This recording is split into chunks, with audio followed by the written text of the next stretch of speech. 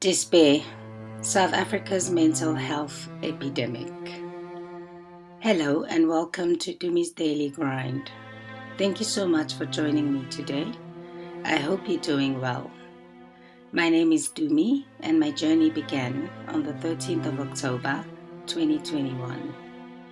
If you are new, here I talk about recovery, spiritual growth, mental health issues, sobriety, relapses, and spiritual well-being, focusing mainly on the daily work, the grind that goes into finding peace of mind, contentment, and freedom from addiction.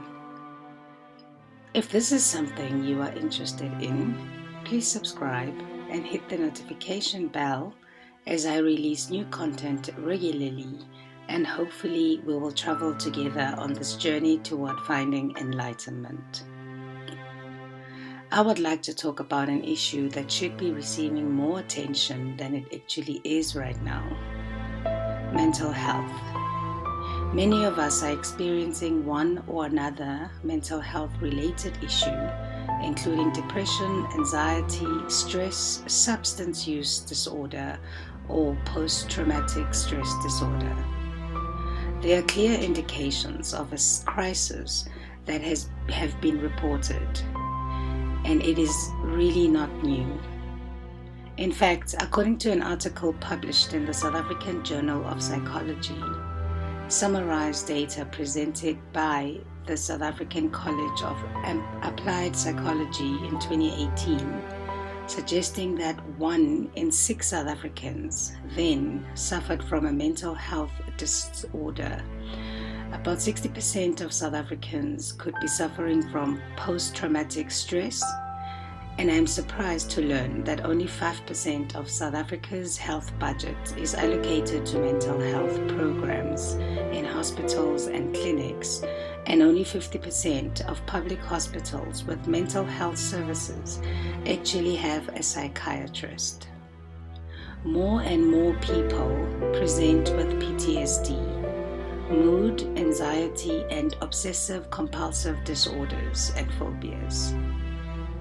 A 2020 study by the Human Sciences Research Council found that 33% of South Africans were depressed, with 45% feeling fearful and 29% faced loneliness from the first lockdown, and yet not enough focus is directed towards mental health.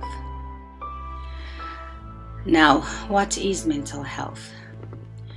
Mental health refers to cognitive, behavioral, and emotional well-being. People sometimes use the term mental health to mean the absence of a mental disorder. However, according to the World Health Organization, mental health is more than just the absence of mental health disorders or disabilities. It is an integral part of health and is determined by a range of socio-economic, biological, and environmental factors. Peak mental health is about not only avoiding active conditions, but also looking after ongoing wellness and happiness. Mental health includes our emotional, psychological, and social well-being. It affects how we think, how we feel, and how we behave. It also helps determine how we handle stress, how we relate to others, and how we make healthy choices. There are 3 common mental health disorders as nominated by the WHO. The first is schizophrenia disorders. It is a chronic brain disorder that affects the person's perception of reality abnormally and affects less than 10% of the population. The second of which is mood disorder, where the general emotional state is inconsistent with circumstances and interferes with the ability for one to function. It shows up as depression, hopelessness, emptiness, or extreme feelings of unhappiness or extreme excitement. The most common of these are bipolar disorder, major depressive disorder, seasonal affective disorder, cyclothymatic disorder, and persistent depressive disorder. Mood disorders increase the risk of suicidal thoughts.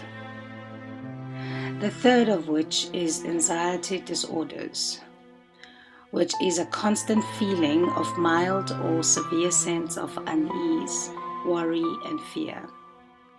Anxiety is quite common. In fact, it is said that everyone experiences anxiety at some point in their lives.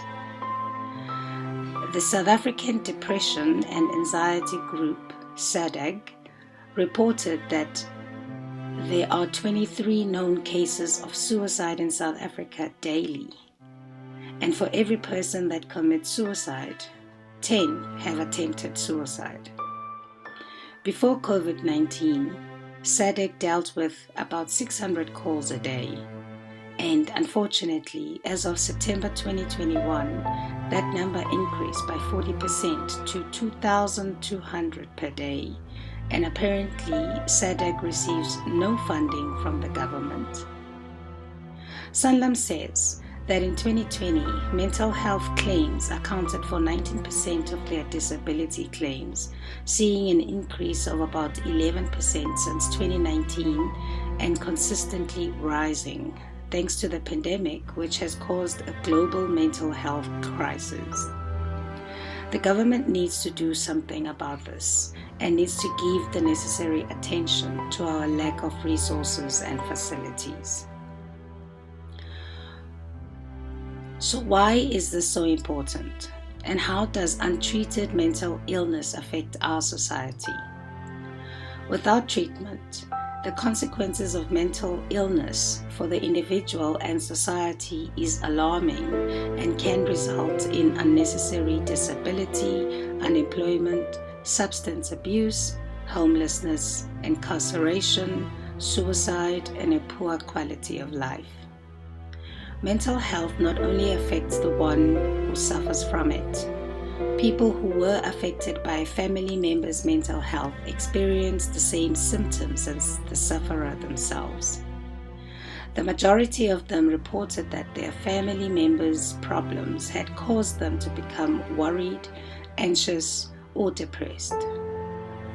Although a majority of people who suffer from mental illness do not exhibit dangerous behaviors, violence and imprisonment among mentally ill individuals can place a significant financial and social burden on our communities.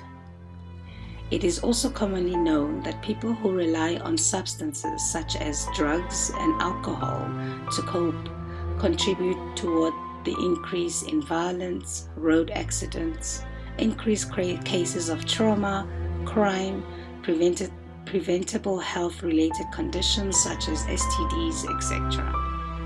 So we need to pay more attention to the cause and not the symptoms, and focusing more on optimal mental health awareness may prevent a lot of these symptoms. Although I think governments should improve the policies surrounding mental health, increase their budget, create access in all primary healthcare facilities, ensure that all hospitals have at least one psychiatrist, etc., there is something we can do as individuals to help ourselves and each other. We can attain optimal mental health, which is a general state of well-being where one realizes their own abilities, is able to cope with normal life stresses, can work productively, and makes a sensible contribution to the society they live in. Mental health is important to us as a collective and as individuals' abilities to think, emote, interact with each other, earn a living, and enjoy life. On this basis, the promotion, protection, and restoration of mental health can be regarded as vital concern of individuals, communities, and societies, according to the WHO. Optimal mental health can be achieved through getting enough rest, eating enough healthy food, avoiding smoking, avoiding taking drugs, and consuming alcohol. Getting plenty of sunlight and fresh air. Include regular exercise in your routine. reduce stressful situations, being sociable and connecting with others, acts of service, charity, and kindness, and when you feel down, talk to somebody and ask for help. This may only be effective in mild cases of mood disorders and anxiety disorders, and not necessarily to schizophrenia disorders or severe mental health disorders that require professional intervention. But at least we can start somewhere and become a better, caring, accepting, and helpful society. Let us take care of our own individual mental health, and hopefully our government, our communities, and our families will recognize how big of a crisis we are facing and take mental health seriously. Thank you for your time, your support, and being with me on this journey to finding serenity.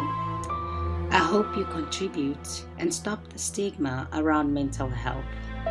Please subscribe and let your friends, your family, and your tribe know that they can also join us on this journey toward finding serenity and some peace of mind. Until I see you next time, stay well and God bless you and keep you safe today.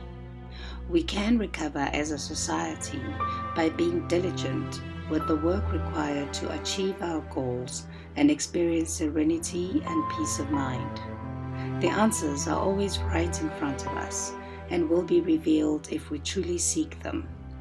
Let us be present, conscious, and intentional in our lives and grow positively to achieve the happiness we seek and optimal mental health.